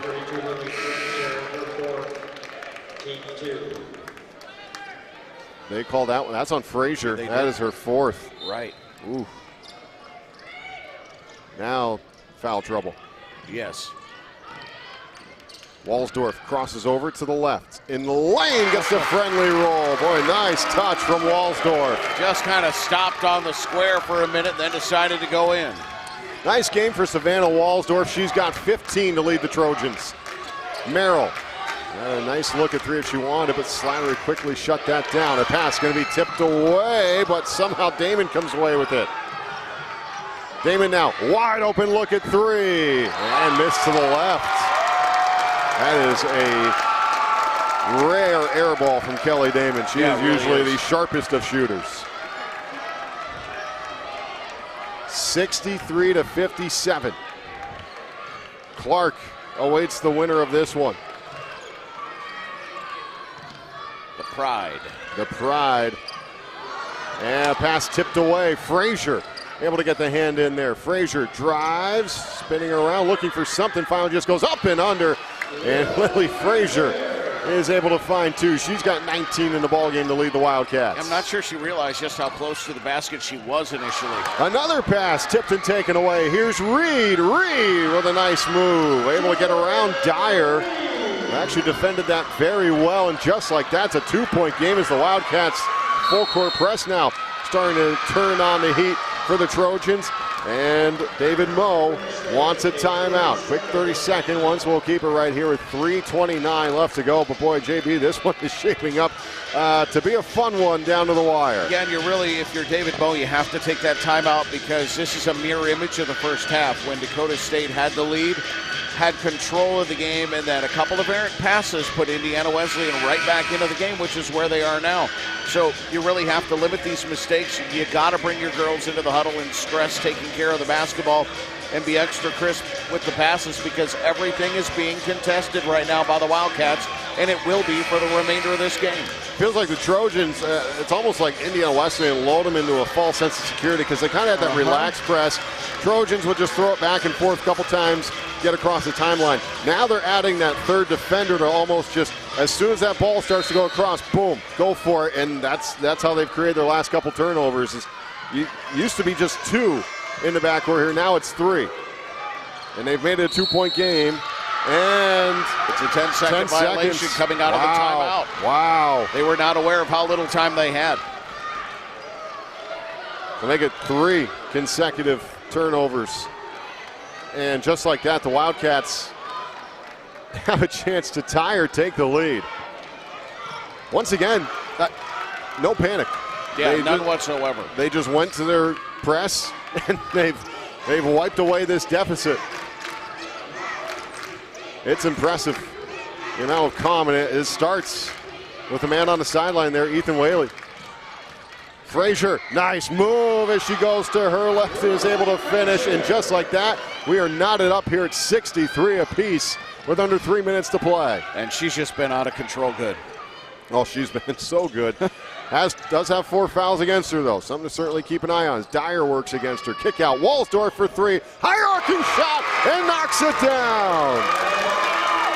Both of these teams just have such good players that aren't afraid to take the shot in a big moment. Oh, what a game for Savannah Walsdorf. She's got 18. Nutley. And the Wildcats swing it around. Reed wide open, free throw line, just inside, Rouse it home. As Leeson was about a half step too far away. And Reed just calmly knocks down that little jumper. As Leeson drives, kick out to the corner. Menning swings around, back to Leeson on the low post. Oh, almost taken away by Merrill. Instead of 3 will be hoisted up. A little off to the left by Mackley. Offensive board though for guess who? Walsdorf, she couldn't finish. Frazier races up the floor, floats it to the baseline. Wildcat and Reed able to pull it in while racing. Merrill has a look at 3 for the lead, got it! Merrill with 10. Woo. Great rotation around to the wing where she was wide open. Big time shots here in this one. Who is going to punch their ticket to Friday night? Driving, Walsdorf is going to tie this one at 68. And a quick timeout taken by Coach Mo. 30 seconds. Again, we'll keep it right here with 91 ticks left to play.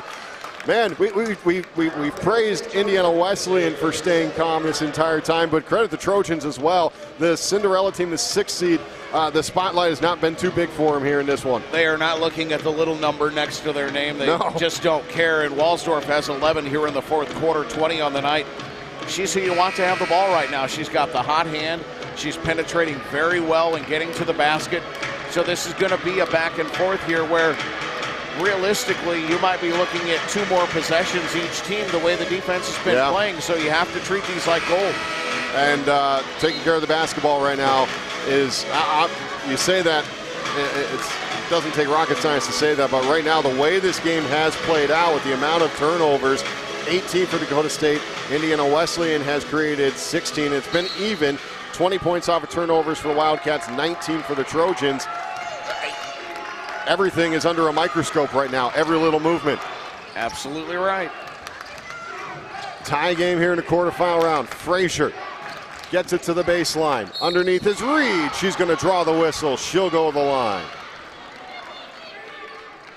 And Jordan Reed at the charity stripe this afternoon, 1 for 4. Second foul on who?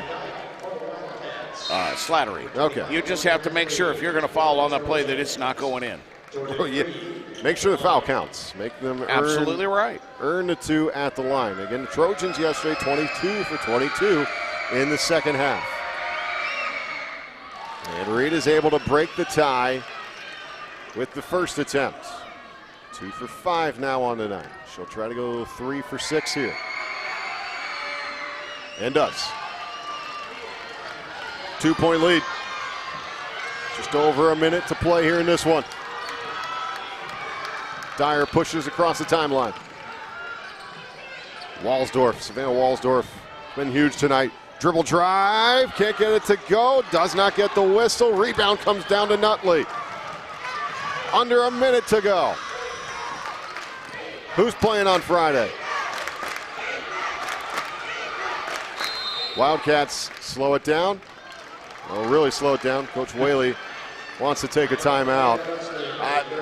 I mean, at this point, too, you look at really, honestly, 2 options here for the Wildcats and Lily Frazier and Jordan Reed to be holding on to the basketball and probably taking this shot. But I wouldn't be shocked if he's drawing something up here for Kelly Damon to get open for a look at 3. One of their best free throw shooters is Kelly Damon, 92.7%. You've got to do everything you can to get the basketball to her on the inbounds play. Here's the thing. Sadie Nee at 87%. She's not in the game right now, obviously, but Jordan Reed at 81%. So they do have some very proficient free throw shooters. Not only that, if you are Dakota State right here, you're obviously focused on getting the stop. Got to make sure the rebound in the lane is clear as well. You got to clean up the glass. Can't allow an offensive board here. A 2-point lead for the Wildcats, and they hold on to the basketball. Possession arrow is pointing the way of the Trojans as Frazier spinning around. 10 on the shot clock. Down low to Nutley. Nutley in the paint, gets it. Damon, there's the look at 3. Long, rebound comes down to Dyer. Dyer able to bounce it along the baseline. Reed all over Menning as she comes up the court. Oh, Dyer just snuck that one in with the fingertips. Under 25 seconds to go. 2-point game. Dyer for the lead from the corner. Got it! She hadn't scored since the second quarter. Nails the biggest 3 of the game with 18 seconds left. Caitlin Dyer knocks down the 3 from the corner. Oh my goodness, what a game. Back and forth we go. The Trojans up by 1. I still have no idea who's going to be playing on Friday. No, absolutely not, because there's nobody on either team right now on the floor that won't take the big shot. No, and they're knocking it down. That's the big part of it, too. Whoa. Caitlin Dyer with a big 3. She now has 8 in the ball game, 2 for 5 from deep. And Dakota State, 10 of 29 now from deep. They've thrown up almost 33-point attempts. Indiana Wesleyan, 4 of 18, 22% from deep. 71-70 is our score. We just talked about it. Coach Way, in a way, kind of did drop a play for Damon to get a look at 3. Now trailing by 1 with your season on the line for the Wildcats. I'm sorry, but I putting the ball in number 32's hands. Oh, I agree with you 100%. She's been the go-to player in this game. Now here's the key. She's done a lot of it from the paint. This is your moment for Elsie S. Leeson. 6 blocks today and a rebound away from a double-double. Boy, what a game we've had here in this quarterfinal round. We still got another one tonight. Inbound comes to Damon. Merrill. 10 on the clock. There's the ball to Frazier, guarded by S. Leeson, trying to go up and under. Doesn't get it to go. Ball tipped. It's going to go the way of the Trojans. 4.3 on the clock. It was the matchup we talked about. Frazier versus S. Leeson, and it's Elsie S. Leeson who comes away, at least for now. I think they're going to take a look at it. It's too big of a play not to. Yeah. They're going to go ahead and confirm that what they saw is factual. And I like that they did not hesitate whatsoever, because the ball game's on the shoulders of this call. It certainly is. And, yeah, you want to get this one right and take a deeper dive at it with 4.3 left to play, because either Dakota State is taking a trip to the free throw line and Indiana Wesleyan has to foul, or the Wildcats get another chance to draw up another play. And that's what they're doing right now in the huddle. I think both coaches are readying a play as if they have the basketball. They don't look at it too long. It will be Dakota State basketball. Wow. Big call, but hey, they looked at it again, got it right. Coach David Moe is going to use a 30-second timeout so that they can advance the ball into the front court for the inbounds play, which takes away a lot of options for Indiana Wesleyan defensively. Big run here for the Trojans. They took down Morningside in the opening round, 78-65, and then they upset Eastern Oregon 86-69 in Wichita. And then yesterday, they're able to take down Carroll. Here, they have their sights set on the #1 seed in this List 1 quadrant, Indiana Wesleyan. They want to meet up with Clark and the #5 Friday. team in the country coming into this tournament. What a run it's been for the Trojans. If they can move on, they see Clark on Friday night at 8 p.m. That's a game you can't go wrong with. No. Either one of these teams, but boy, this one's been fun here tonight. And I think if you're Dakota State here, I might heave it pretty deep into the backcourt. And we have a foul. With no time off the clock. Yep. Away, and they're going to grab Savannah Walsdorf. They do have a couple to give here. That's just the 3rd team foul. Mackley will be doing the inbounding here from this far sideline. 0.2 came off the clock.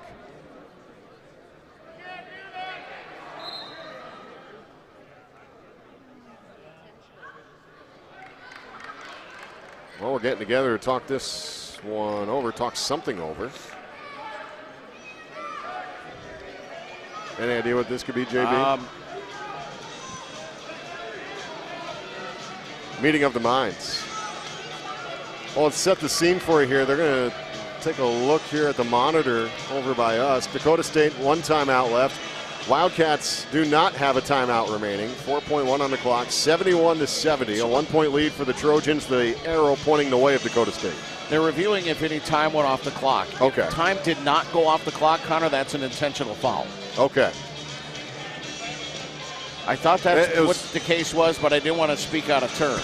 That's why we've got our peanut gallery over here. I see. Well, you can go ahead and speak out of turn. That's fine. Well, it's too big of a moment right here. I'd rather get it right. So they're gonna deem that time did come off the clock. No, they put 4.3 back on. Here we go again. And ball goes to S. Leeson. She is 4 for 5 from the charity stripe, or they had one more to give. They had one more to give. One more to give. You take a look at the free throw percentage shooters. That's Leeson, one of the top ones at 81%. Walsdorf, 82%. And it goes to Menning along the far sideline, and Menning draws the contact. 78% free throw shooter is Courtney Menning. So she will go to the line as that's the 15th foul. Last one to give for the Wildcats. Foul shots don't get much bigger than this. Lawrence will check into the game here for Indiana Wesleyan. A 1-point lead, 2.5 seconds left. Menning, first one does not hit. Here's the question, 2.5 seconds left, JB. Do you intentionally miss this one? No. You don't? I don't, and I bring a couple of defenders up on the guards. That's what Menning did. She missed it. Reed with the basketball, and yes, I don't think she got it off in time. And the Dakota State Trojans, the Cinderella story, moves on to the semifinals. Madison, South Dakota, you're playing on Friday night. It's a game where they answered every big punch that Indiana Wesleyan threw at them. They went out early. They were making some nice jabs. They were moving Indiana Wesleyan back to the ropes, and then here come the Wildcats right back. Just kept going forward, kept going forward. They answered everything Indiana Wesleyan did today and defeated an incredibly good basketball team. That they did. Wildcats fall to the Trojans here by a final score of 71-70, a 1-point victory. The slimmest of margins will send the Trojans onto the semifinals where they play Clark on Friday night at 8 p.m. We'll take a quick break, be back with our final thoughts and wrap up all the numbers. And what we thought of this one is it was one heck of a game here from the Tyson Event Center in Sioux City, Iowa.